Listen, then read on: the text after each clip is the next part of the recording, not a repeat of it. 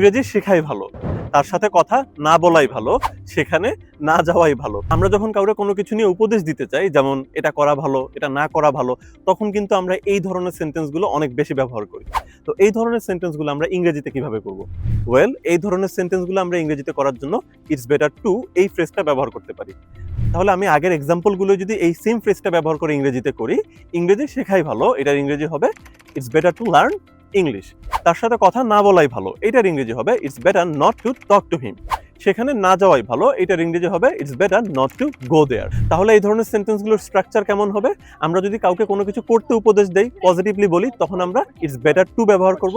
আর আমরা যদি নেগেটিভলি বলি বা কোনো কিছু করতে না করি, তখন আমরা ইটস বেটার নট টু ব্যবহার করব। দেন আমরা ওই টু এর পরে একটা ভার্ব আনবো, ভার্বের বেস ফর্ম ব্যবহার করব। তাহলে আমি যদি আরো দু একটা এক্সাম্পল দেই, এখন বাহিরে না যাওয়াই ভালো, it's better not to go outside নাও। সকাল সকাল ঘুম থেকে উঠাই ভালো, এটার ইংরেজি হবে it's better two wake up early in the morning. তাহলে সেম স্ট্রাকচারটা ব্যবহার করে আপনাদের জন্য আজকের কুইজটা হচ্ছে ধূমপান না করাই ভালো। এইটার ইংরেজি আপনারা কমেন্ট বক্সে লিখে জানান।